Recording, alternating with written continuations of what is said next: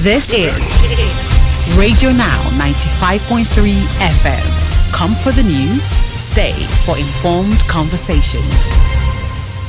President Bola Tinubu has told leaders at the African Union Summit that Nigeria is ready to host the African Central Bank in line with the Abuja Treaty of 1991.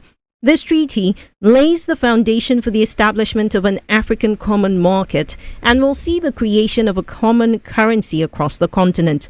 Speaking in Ethiopia over the weekend, President Tinubu promised to engage with the AU Commission and other member states to ensure that the bank comes into effect by 2028. Radio Now's Bosun joins us now to discuss what the establishment of an African central bank would mean for the Nigerian economy and the Naira. Good morning and welcome, Bosun. Thank you, Nabila. Good morning. It's good to have you on. Let's start off with just what your initial thoughts are when you hear the president's pledge. Well, the idea of an African central bank was first disclosed about a year or so ago, and I'll go back to that. But straight to what President Tinubu said, I think it was the best thing to have said. We needed to have put our feet forward. And I think this is one good news for Nigeria if we can host the headquarters of a single central bank for Africa, like the European Central Bank that you have in Brussels, for example. Now, the whole idea is that we've missed out on a number of opportunities in the past. For example, and I'll go very quickly, the AFDB, the African Development Bank, Nigeria was one of the pioneers and today the largest shareholder in the AFDB. We lost that opportunity to host the headquarters of AFDB in Nigeria, whether Lagos or Abuja or whatever, and we lost it to Cote d'Ivoire. Then the African Export-Import Bank. The African Bank was the idea of creating an African Export-Import Bank was mooted in Abuja, Nigeria, 30 years ago. But we also lost the opportunity of hosting the African Bank headquarters to Egypt. Then the AfCFTA, the New African Continental Free Trade Area, the Secretariat for it, we didn't put our best foot forward until we lost it to Ghana. As we speak today, it has positioned Ghana as the very major destination, not only for investment, but it raises the profile of Ghana, for example. So we've lost at least three. If I could just stop there. So, Bosun, let me interrupt you and ask you this, because, just beyond the bank being located here, what exactly does it mean, first for the Nigerian economy, but also just for the continent across the board? Well, the idea behind the African Central Bank was because as President Ishilema of Zambia said at the AU over the weekend, and has been said by a few other African countries like Nana Akufo-Addo, who is a very big champion of Africa, making sure that we have our own institutions that will address our own problems and not necessarily going to the World Bank and the IMF. An African Central Bank that will be populated by African economists, African research people, folks who will look at the real problems that Africa has and give Africa a fair assessment of our political, social, economic, climate, whatever problems we have on the continent, and come up with homegrown solutions. That's the idea that the African Union is piloting. And this is really good. We've put up the AfCFTA, the Intra-Africa Trade Fair, and a few other things. Now we need to put on the financial system or a central bank that can help us regulate the entire banking in Africa. Yes, another point is that we also don't get fair risk assessment when we talk to insurance companies in Africa that come to lift our crude oil or carry our mining products like gold, diamond, platinum, whatever. So they charge us excessively, Nabila. They charge us several billions of dollars in excess because they say Africa has a higher risk quotient in terms of risk assessment. Then you have the rating agents, the S&P, the Moody's, the Fitch, and the rest of them. Sometimes there's a whole lot of disagreements that they don't really understand because they're sitting in London, New York, Frankfurt, Paris, whatever it is called, and they make assessments of Africa risk without really living it here in this country, and in Africa, and understanding really the nuances of day-to-day life and doing business in Africa, what governments in Africa really face, is different from every other countries in the world. Indeed. So because they don't understand all of this, so they put a higher risk premium on Africa. So if you want to go to the bond, you want to raise bond like you have Benin Republic did in the last few weeks. You have Cote d'Ivoire, then Kenya just came into the market about the last week or so.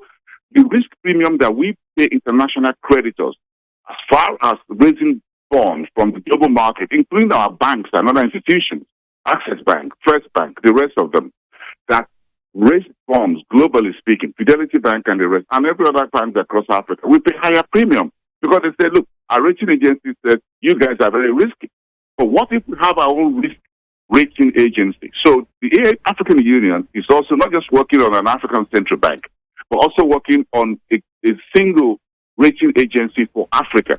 So, we're 55 countries. We should have some of this in-house so that we can deal with these issues on our own and present a picture of our own to the rest of the world. Not all the Bosun, time. Let me interrupt you. Because of time, I'm hoping that you can tie this up for us. I'm thinking about the possible road bumps that we will face. You mentioned the free trade area, which is not fully effective just yet in terms of just its capacity. Also, yes, this bank could likely see the establishment of a single currency across the continent. I think about the eco and the sub-regional level here in West Africa and how we've been unable to even get that off. So when you consider these things, what are the issues that we will face and how to just overcome them? Nabila, let's go back, read in history. How many years? When was the idea of a European Union mooted? And when did you have the common trade within the European Union? It took several decades down the line. It didn't happen overnight. Look, these folks look very sexy and nice today. It looks like they know what they are doing. But did they know what they were doing 50, 70 years ago? When they started the idea, when they started having a common currency, they have institutions that are helping them today that some of us are begging to be part of. Look at the European Bank for Reconstruction and Development, the EBRD. Many African countries, including Nigeria, in the northern part of the corridor of the continent, benefit so much from the European Bank for Reconstruction and Development. But this was set up after the World War II. How many years ago was that? 1945, 1948. Look, if we don't start putting something together today, nobody will expect the AFCFTA to be the poster authority, to be running at full in a year or two or three or four or five. Not just about 50-something countries in Europe. We're talking about 55 countries, more politically, structurally, religious, socially, everywhere, and all dominated by different geopolitical powers all over the world. So African leaders are beginning. Now, the good news is this, to summarize it, that the African Leaders Union is beginning to see the benefits of not just having political discussions, but having social, economic trade and investment discussions that put our money where our mouth is, and our mouth where our money is. We cannot always go begging others outside without investing in ourselves. The APPO, for example, which is the umbrella body for all African oil producers, is moving to set up an African energy bank in which a certain percentage of crude oil price produced by Nigeria, Angola, Cameroon, Ghana, wherever, will be put in that particular bank so that we need money for infrastructure and investment within the African energy sector.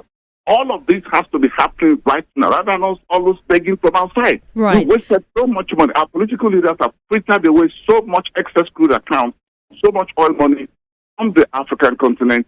Now we are beginning to think in an investment and business terms, and I think that is one thing that the African Union should be well praised for. That for the first time, we are seeing that the world is not really moving in that direction in a manner of speaking. Everybody is making pledges. Look at the climate change. Look at Bosun, we've got to leave it here, unfortunately, but I am appreciative of you giving us all this context, and perhaps we will be here in 2028 to discuss when the African Central Bank actually takes off. But thank you, Bosun, for your time and your insight. I'll be happy to see headquarters in Nigeria. And we will talk when that happens.